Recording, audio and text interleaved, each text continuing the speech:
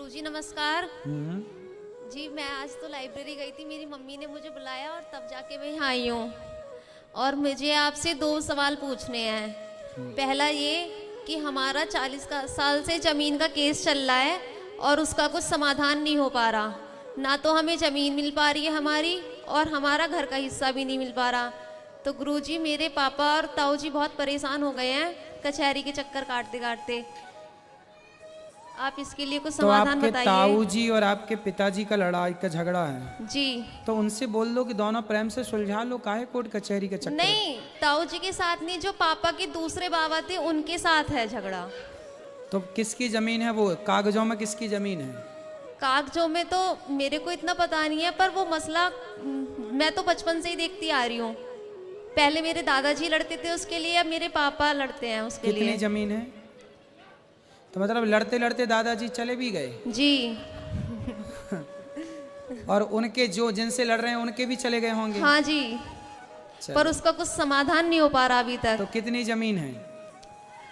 होगी 22-25 बीघा। तो अब वो कागजों में किसके नाम पे है? कागजों में तो शायद जो दूसरे बाबा हैं उनके नाम पर है। हाँ तो उन्हीं की है, फिर काहे ले रही हो आप लोग जबरदस्ती? पर हमारा भी तो हिस्सा है ना उसमें। अरे होता तो कागजों में पहले लिखवा लेते।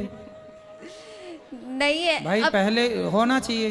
भाई नाम पे हुई थी तो पहले नाम पे करा लेना चाहिए। भाई हमारी हमारे नाम पे कर दो, उनकी उनके नाम पे कर दो। ऐसा था गुरुजी की बाबा जी की हमारी सरकारी नौकरी थी तो बाहर रहते थे। अच्छा।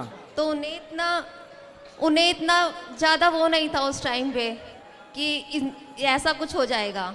हाँ इसी चक्कर में लफड़े हो गए। लेकिन अब देखो सरकारी दस्तावेज तो कागजों पे चलता है। हाँ जी। तो कागज जिसके नाम पे बोलेंगे उसकी जमीन मानी जाएगी जी। आप दावा कर रहे होंगे, उसके कोई एविडेंस होंगे तो दावा कर रहे होंगे जी।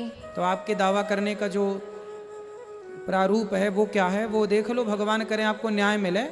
लेकिन जिसके नाम पे है वो चाहे तो दे, ना चाहे तो ना दे। अभी जोत कौन रहा उसको, वो कब्जे पे किसके है? वो दूसरे बाबा जी हैं उनके पास ही है। तो उन्हीं के कब्जे पे है, वही हाँ जी। कर खेती वही करते हैं। हाँ जी। तो फिर आप लोग काहे परेशान कर रहे हो उन लोगों को? उनको बोने हम दो। तो अपना हक मांग रहे हैं ना, परेशान थोड़ी ना कर रहे हैं। नहीं तो आप अपना हक मांग रहे हैं तो आपके एविडेंस क्या है? किस आधार पर मांग रहे हैं? आप इस पांडाल को कह दो कि ये हमारा, भाई हमें भी हक चाहिए इसका, ये जमीन हमारी है। कह देने से थोड़ी होता है बेटा। हाँ जी। सरकारी एविडेंस क्या कह? यदि बंटवारा हुआ था तो बंटवारा नामा होना चाहिए। हाँ एक जी। बंटवारा नामा होता है जी। है ना? उस बंटवारे नामे में क्या नाम है, यदि नाम उसमें भी है तो वो भी एविडेंस माना जाएगा। जी। तो इस तरह से काम करना चाहिए, विवाद की स्थिति नहीं पैदा करना चाहिए। जी। उनकी गलती है तो वो आपको दे दें, आपकी गलती है तो आप उनको, या फिर 50-50 कर लो, आधा आधा कर लो। जी। आधे आधे में तैयार नहीं है? नहीं, वो तैयार नहीं होते। हाँ तो उनकी पूरी है तो वो आधा भी क्यों दें? नहीं गुरुजी, पूरी नहीं है, हमारे साथ बेईमानी हुई है। किसने की है? उन्हीं लोगों ने। तो चलो तब तो वो बेईमानी करने वाले और चले निपट गए सब। जी। अब काहे आप लोग परेशान हो रहे हो? दोनों बैठ के सुलझ लो, काहे उलझ रहे हैं? जी। अभी एक पीढ़ी तो गुजर गई है, पता नहीं और कितने आगे चलेगा वो केस। हाँ जी। कितने साल हो गए? 40 साल में अभी कोई समझौता नहीं हुआ। नहीं जी। तो वो आपके पास कोई एविडेंस नहीं, इसलिए नहीं हो पा रहा। हाँ जी।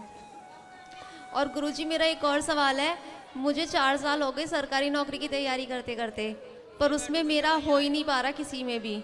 तो कुछ बिजनेस करने का सोचा है? नहीं, मुझे सरकारी नौकरी ही चाहिए। बस हमें तो नौकर ही बनना है, बस हमें मालिक थोड़ी बनना है। हम बिजनेस, हम नौकरी देने वाले थोड़ी बनेंगे, हम तो नौकरी लेने वाले बनेंगे। इतना आप कितना पढ़ी हो? मेरी बीकॉम एमकॉम कंप्लीट है। इतना पढ़ के भी नौकर क्यों बनना है? अरे जब पढ़ी हो तो नौकर क्यों बनना? मालिक बनो ना, नौकरियां देने वाले बनो। क्यों नौकरी लेना है आपको? लड़कियां तो बिजनेस कर रही हैं। जी गुरुजी। फिर आपको तो नौकर बनना, हमें नहीं नौकरी चाहिए बस। बिजनेस क्यों नहीं करना है? बिजनेस कर लोगी तो उतनी जितनी खेती के लिए लड़ रही हो ना, वो खेती 1 साल में यदि बिजनेस चल गया तो उतनी खेती 1 साल में आ जाएगी। जी। और नौकरी करोगी तो सारी जिंदगी मर जाओगी, उतनी जमीन नहीं इकट्ठी कर पाओगी। इसलिए मालिक बनो, नौकर क्यों बनना है? आप लोगों ने पता नहीं क्या पढ़ लिया, नौकर बनना है सबको, मालिक बनना ही नहीं है। जब सोची 4 साल आपने नौकर बनने के लिए खो दिए, काश 4 साल मालिक बनने के लिए मेहनत किया होता तो आप सफल बिजनेसमैन होती, कोई बढ़िया काम कर रही होती। लेकिन नहीं, सोच बस वहीं जाएगी नौकर बनने की तरफ। जी। चाणक्य ने चंद्रगुप्त को नौकर बनाया था कि मालिक? नौकर। हाँ, मुझे नहीं पता। नहीं पता, इसलिए पता करना चाहिए। इतिहास के पन्ने उलट पुलट के देखना चाहिए। सम्राट बनाया, सम्राट। हाँ। चंद्रगुप्त राजा बने। क्या बने? राजा। राजाओं के राजा सम्राट बने। फिर वो तुम्हें चाणक्य ने पढ़ाया तो मालिक बनाया, सम्राट बनाया, और तुम पता नहीं क्या पढ़ के नौकर बनने की जिद कर रही हो। जी गुरुजी, अब नहीं करूंगी। क्या जितनी करूंगी नौकर बनने की। क्या बनोगी? अब मैं और कुछ ट्राई करूंगी करने का। क्या? कुछ बिजनेस वगैरह। फिर बिजनेस करो, जी। व्यापार करो, जी धन्यवाद गुरुजी। खुश रहिए।